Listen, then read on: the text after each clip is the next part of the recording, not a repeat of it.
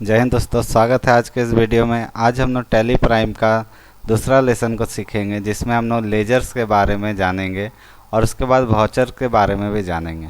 तो देखिए, लेजर्स क्या होता है। लेजर बहुत ही इंपॉर्टेंट चीज़ होता है अकाउंटिंग में। लेजर क्या है, इसके बारे में यहाँ डिफिनेशन दिया हुआ है। Ledger are the individual accounts where all transaction related to a particular items are recorded. तो मतलब कि लेजर समझ लिए एक तरह से खाता जो हम खोलते हैं, हर चीज़ का एक अकाउंट रखने के लिए, रिकॉर्ड को रखने के लिए हम लोग एक उसका खाता खोलते हैं या अकाउंट खोलते हैं, जहाँ पे हम लोग उसका सारा एंट्री को रख सके।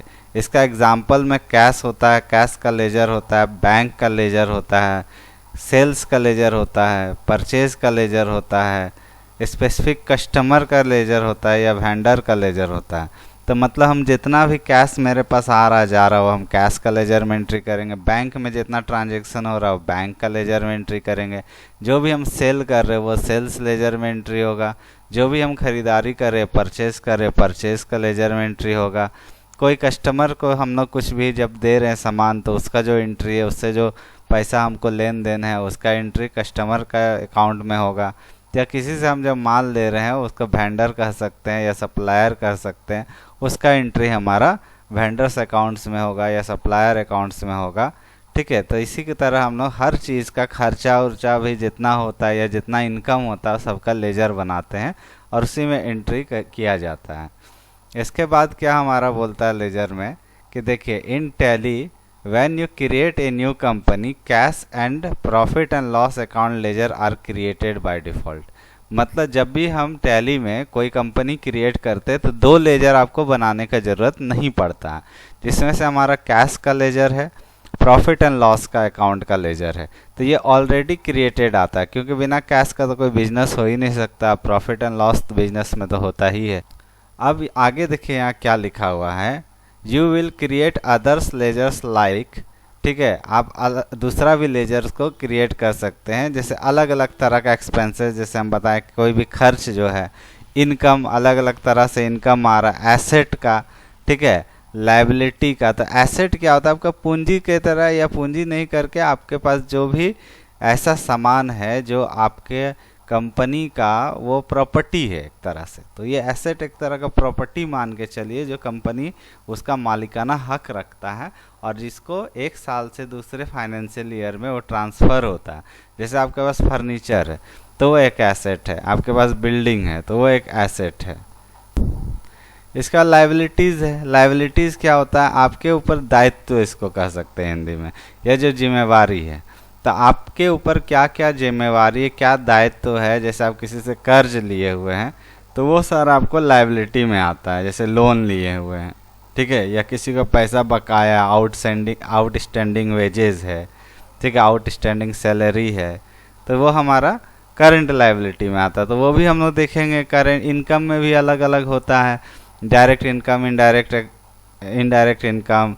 एक्सपेंस में भी डायरेक्ट इनडायरेक्ट एक्सपेंस होता है। लायबिलिटी में भी हमारा होता है, करंट लायबिलिटी होता है, लोन होता है, ठीक है। एसेट में भी हमारा करंट एसेट होता है, फिक्स एसेट होता है, कस्टमर का अकाउंट है या सप्लायर का अकाउंट है। तो ये सारा लेजर हम लोग टैली में क्रिएट करते हैं, उसी के बाद हम लोग कोई भी एंट्री करते हैं। तो देखिए, इन जनरल जो होता है हमारा, पहले लेजर ही टैली में बनाया जाता है, उसके बाद वाउचर एंट्री को किया जाता है। तो अब नेक्स्ट आता है वाउचर। वाउचर क्या होता है, तो वाउचर में देखिए, voucher are the primary entry point for the recording transaction in the Tally. मतलब कि आपका ये सबसे पहला या सबसे मुख्य एंट्री पॉइंट होता है, जहाँ पे एक ट्रांजैक्शन को हम रिकॉर्ड करते हैं टैली में। अब ट्रांजैक्शन लेन देन को बोलते हैं, ठीक है। They are digital forms representing physical source document, ठीक है। तो ये डिजिटल फॉर्म होता है टैली में, जिसमें हम लोग फिजिकल सोर्स से डॉक्यूमेंट को आपका रिप्रेजेंट करते हैं। लाइक इनवॉइसेस, जो बिल होता है उसको बोलते हैं रिसीप्ट। की किसी से अगर हम लोग पैसा पाए हैं, ठीक है, तो रिसीव किए, उसका पेमेंट स्लिप, किसी को हम लोग पैसा दे रहे हैं तो उसका जो स्लिप है, वो सारा चीज़ जो होता है वो हमारा वाउचर में ही आता है। तो वाउचर को इन जनरल भाषा समझ लिए रसीद है। कि अगर हम लोग किसी को सेल कर रहे हैं तो उसका एक रसीद काट कर दे देंगे, किसी से कुछ खरीदे तो उसका एक रसीद बनेगा, हम किसी से पेमेंट दे रहे हैं तो उसका एक रसीद या रिसिप्ट बनेगा, किसी से हम पैसा ले रहे हैं तो उसका एक रिसीप्ट बनेगा। जैसे कि इसको वाउचर को समझ लीजिए कि एक बैंक का एग्जांपल ले लीजिए कि बैंक में पैसा जमा करने का अलग फॉर्म आता है या उसका अलग वाउचर कह सकते हैं, पैसा निकालने का अलग वाउचर आता है या अलग फॉर्म आता है, पैसा ट्रांसफ़र करने का अलग वाउचर होता है या अलग फॉर्म होता है। तो इसी तरह डिफरेंट टाइप को करने के लिए आपको अलग अलग तरह का वाउचर का ज़रूरत होता है। तो tally provide various pre configured voucher types. तो इसमें बहुत सारा वाउचर टाइप्स होता है। पहला होता है कॉन्ट्रा, F4 से आता है। तो इस किस लिए यूज़ होता है, तो अगर आप कोई भी कैश को डिपॉजिट करते हैं बैंक में या कैश को विड्रॉल करते हैं बैंक से, या आप एक अकाउंट से दूसरे अकाउंट में उसी कंपनी का बैंक ट्रांसफ़र करते हैं, तभी ये कॉन्ट्रा में आता है। ठीक है, पेमेंट होता है। ठीक है, for all out going payment, cash और बैंक, चाहे कैश से पेमेंट करे, चाहे बैंक से करे, चाहे यूपीआई करे, कोई भी पेमेंट करे तो उसमें आप F5 वाउचर को सेलेक्ट करके फिर वो पेमेंट का एंट्री होता है। नेक्स्ट होता है F6। ठीक है, तो जितना तरह का रिसीप्ट होता है, जितना तरह का इनकम होता है कैश और बैंक के रूप में, ठीक है, तो वो हमारा रिसीप्ट के एंट्री में जाता है, जिसको हम लोग कीबोर्ड में F6 दबा के एक्टिवेट कर सकते हैं। ये सारा हम लोग आगे चल के प्रैक्टिकली सब करके देखेंगे वाउचर में। अभी हम लोग इसका बेसिक जानकारी ले रहे हैं इस वीडियो में। फिर हमारा F7 होता है, जो कि हमारा नॉन कैश ट्रांजैक्शन होता है। इसको एडजस्टमेंट एंट्री भी बोलते हैं। तो इसमें आपका जैसे डिप्रिसिएशन हो गया या ओपनिंग एंट्रीज जो हो गया, ठीक है, जिसमें कैश और बैंक इन्वॉल्व नहीं होता है, उसको हम लोग जनरल में डालते हैं। या कॉमन सेंस में समझिए कि जो किसी में नहीं जाएगा वो जनरल में ही जाएगा। ठीक है, सेल्स होता है, अगर हम लोग कुछ सामान बेचते हैं या कोई सर्विस किसी को देते हैं तो उसका जो हम लोग बिल बना के देते हैं उसी को हम लोग सेल्स का वाउचर बोलते हैं।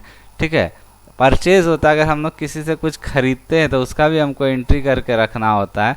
तो वो एंट्री किस में होता है, परचेज में होता है, कि हम क्या क्या सामान खरीदे, किससे खरीदे, कितना दाम का खरीदे, वो परचेज में होता है। उसके बाद होता है डेबिट नोट। डेबिट नोट क्या होता है, परचेज रिटर्न।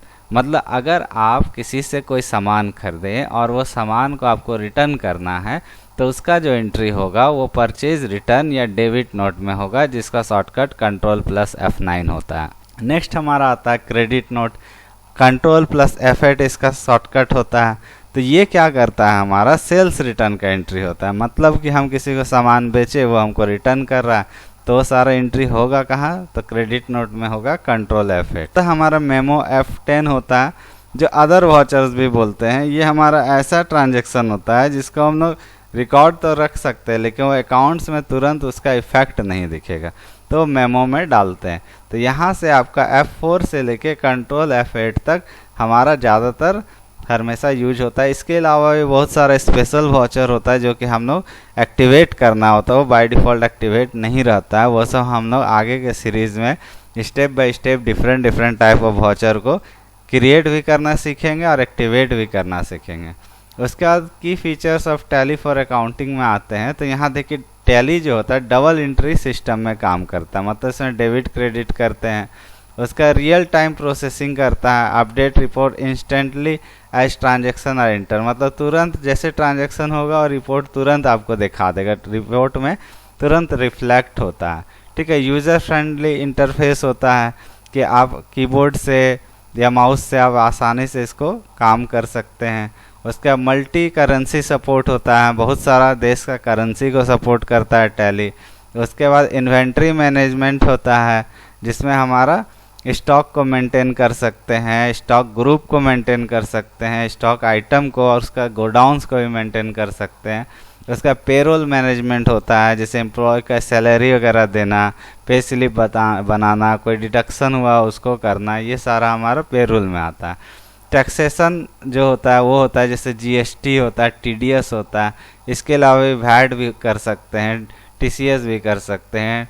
ठीक है, और भी हमारा बहुत सारा टैक्सेस है उसको ला सकते हैं। उसका बैंकिंग फीचर्स होता है, जैसे बैंक रिकॉग्नाइजेशन, चेक प्रिंटिंग, ठीक है, ई पेमेंट, ये सारा फीचर्स पेड वर्जन में आपको मिलता है। बजटिंग एंड सिनारियो मैनेजमेंट भी होता है, फाइनेंशियल प्लानिंग बनाने के लिए भी आप टैली का यूज़ कर सकते हैं। सिक्योरिटी यूज़र कंट्रोल होता है जिसमें आप परमिशन दे सकते हैं, पासवर्ड वगैरह लगा सकते हैं। उसका डेटा बैकअप आप ले सकते हैं और उसको रिस्टोर भी कर सकते हैं। मतलब कि अगर आपका कंप्यूटर या लैपटॉप ख़राब हो जाता है, उसमें अगर टैली उससे हटा के दूसरे सॉफ्टवेयर में सारा डेटा को ले जाना है तो डेटा बैकअप कर सकते हैं और फिर वहाँ। तो होप आप लोगों को ये वीडियो पसंद आया। अगर पसंद आया तो मेरे चैनल को सब्सक्राइब कीजिए, वीडियो को लाइक कीजिए, शेयर कीजिए। Thank you.